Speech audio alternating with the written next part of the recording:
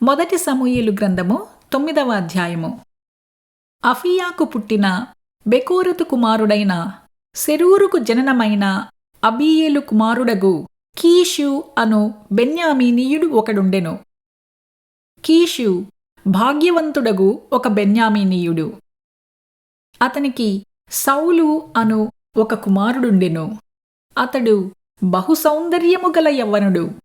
ఇశ్రాయేలీయులలో అతని పాటి సుందరుడు ఒకడునూ లేడు. అతడు భుజములు మొదలుకొని పైకి ఇతరుల కంటే ఎత్తుగలవాడు. సౌలు తండ్రి అయిన కీషు యొక్క గార్ధబములు తప్పిపోగా కీషు తన కుమారుడైన సౌలును పిలిచి, మన దాసులలో ఒకని తీసుకుని పోయి గార్ధబములను వెదుకుమని చెప్పెను.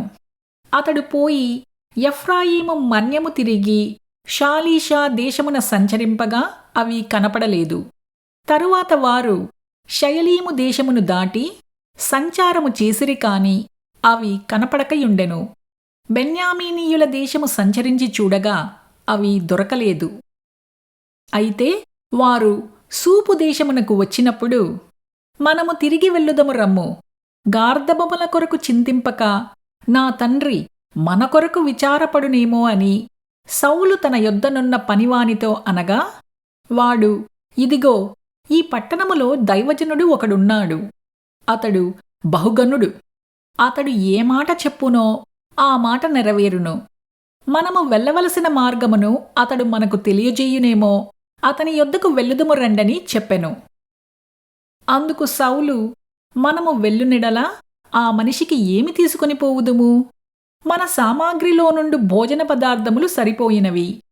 ఆ దైవజనునికి బహుమానము తీసుకుని పోవుటకు మనకేమీయూ లేదు అని తన పనివానితో చెప్పి మన యొద్ద ఏమియున్నదని అడుగగా, వాడు సౌలుతో, చిత్తగించుము, నా యొద్ద 1/2 తులము వెండి కలదు. మనకు మార్గము తెలియజెప్పినందుకై దానిని ఆ దైవజనునికి ఇత్తుననెను.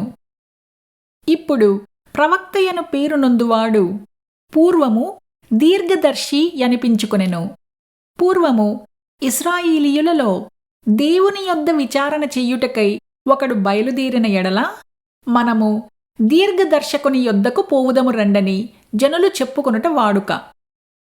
సౌలు, నీ మాట మంచిది, వెళ్ళుదము రమ్మనగా వారు దైవజనుడుండు ఊరికి పోయిరి. ఊరికి ఎక్కిపోవుచుండగా నీళ్లు చేదుకొనుటకై వచ్చిన కన్యకలు తమకు కనపడినప్పుడు, ఇక్కడ దీర్ఘదర్శియున్నాడా అని అడిగిరి. అందుకు వారు, ఇదిగో అతడు మీ ఎదుటనే ఉన్నాడు, త్వరగా పోయి కలుసుకునుడి. ఈ దినముననే అతడు ఈ ఊరికి వచ్చెను.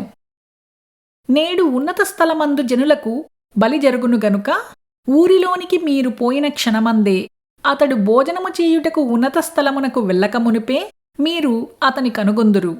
అతడు రాకమునుపు జనులు భోజనము చెయ్యరు. అతడు బలిని ఆశీర్వదించిన తరువాత పిలువబడిన వారు భోజనము చేయుదురు. మీరు ఎక్కి పొండి, అతని చూచుటకు ఇదే సమయమని చెప్పిరి. వారు ఊరిలోనికి రాగా ఉన్నతమైన స్థలమునకు పోవుచున్న సమూయేలు వారికి ఎదురుపడెను.